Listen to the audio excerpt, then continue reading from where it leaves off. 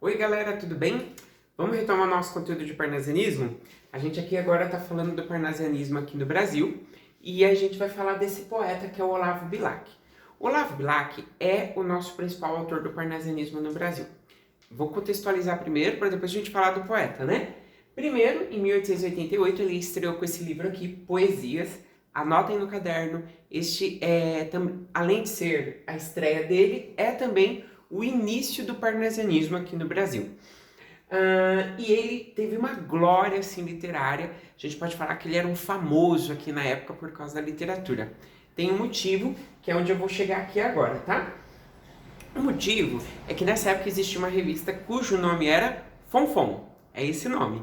A revista Fonfon fazia anualmente concursos de poesia e esses concursos ela fazia e um desses concursos o Olavo Bilac ganhou e ganhou assim de uma maneira assim tão estrondosa, foi tão glamurosa que ele ganhou esse título aqui, a revista deu a ele, Príncipe dos Poetas Brasileiros, e aí ele ganhou fama por causa disso. Vamos lembrar que o parnasianismo na Europa não teve sucesso. No Brasil foi um sucesso total. O motivo? O Olavo Bilac, essa fama, esse glamour, essa pompa toda aqui para esse poeta.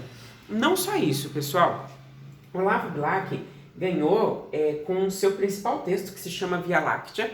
E aí, anotem aqui, Via Láctea é o nome de uma poesia dele, vocês podem ler, inclusive tem disponível na internet.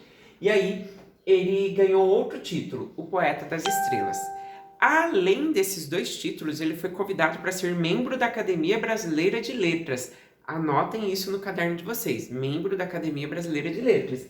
E ele ainda foi convidado e escreveu o Hino Nacional da Bandeira, que eu estou até aqui com ele, que a gente vai ler esse hino juntos, tá bom? E aí o hino, é lógico que é um hino aqui do nosso país, para a nossa bandeira nacional, mas o hino é um texto parnasiano e eu quero fazer essa leitura aqui com vocês. O que eu aconselho vocês? Coloquem o hino aí numa outra aba e acompanhem a leitura comigo, tá bom? Diz assim, ó. Salve lindo pendão da esperança, salve símbolo augusto da paz. Tua nobre presença lembrança, a grandeza da pátria nos traz. Recebe o afeto que se encerra em nosso peito juvenil, querido símbolo da terra, da amada terra do Brasil. Em teu seio formoso retratas este céu de puríssimo azul. A verdura sem par destas matas e o esplendor do cruzeiro do sul.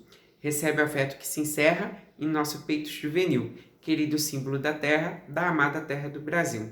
Contemplando o teu vulto sagrado, compreendemos o nosso dever e o Brasil por seus filhos amado, poderoso e feliz há de ser. Recebe o afeto que se encerra em nosso peito juvenil, querido símbolo da terra, da amada terra do Brasil. Sobre a imensa nação brasileira, nos momentos de festa ou de cor, para sempre sagrada bandeira, pavilhão da justiça e do amor. Recebe o afeto que se encerra em nosso peito juvenil, querido símbolo da terra, da amada terra do Brasil. Vamos lembrar uma característica do parnasianismo? Os valores clássicos. A gente tem que ter aqui a presença da rima.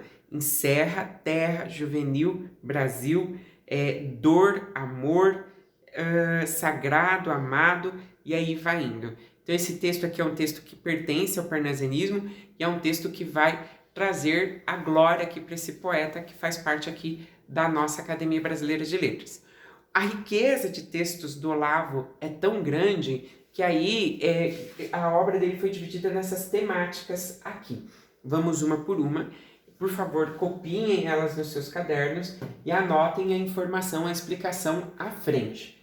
Panóplias. A gente está aí com textos que falam da temática greco-romana. Então, vai ser textos que vão voltar para a temática greco-romana. Vai falar dos deuses da mitologia, dos templos, da arquitetura, das obras. Tudo isso faz parte da cultura greco-romana, automaticamente pertence à temática Panóplias. Alma inquieta, textos de cunho filosófico. Todos os textos que estiverem voltados para a reflexão da vida, interrogando a vida, alma inquieta. Tudo bem? Via Láctea, textos de forte lirismo. Gente, presta atenção. Forte lirismo significa que textos que vão exaltar o lirismo. O que é exaltar o lirismo? Exaltar o fazer poético. Então, esses textos aqui, Via Láctea, a gente pode falar que são poesias que falam sobre poesias. Inclusive, né, meio clichê, mas o texto Via Láctea pertence ao quê? À temática Via Láctea, tá bom? Os textos que pertencem à temática tarde são textos de exaltação nacional. Um exemplo vocês têm, a gente acabou de ler. O hino à bandeira é um hino que pertence à temática tarde. Então ele está exaltando a nossa bandeira. Não precisa exaltar só a nação como um todo, mas elementos da nação. A bandeira, a língua portuguesa, fauna, flora, nossas características. Exaltou o povo, pronto, já é um hino nacional, já é um texto que pertence à temática tarde. E os textos Sarças de Fogo são textos de cunho erótico. O eu lírico vai exaltar o corpo da mulher, e ele exalta o corpo da mulher e o compara com elementos, por exemplo, com as montanhas, com as ondas do mar, com o brilho das joias. Esses são os textos da Sarças de Fogo. Bom, uma coisa que não é muito, digamos assim, legal, todos os textos do Olavo Bilac são textos que vão ter um vocabulário rebuscado, ou seja, não são textos fáceis assim para nós lermos. A ideia, já que a gente está fazendo um texto de culto exagerado da forma, que nós tenhamos esses textos mais assim voltados para essa questão do parnasianismo por excelência, tá bom? Gente, é isso daqui então, a gente viu o parnasianismo no Brasil, temos outros autores que ficarão para outra aula. Grande abraço a vocês, até logo. Qualquer dúvida que vocês tiverem, me procurem no Instagram, Prof. Melques.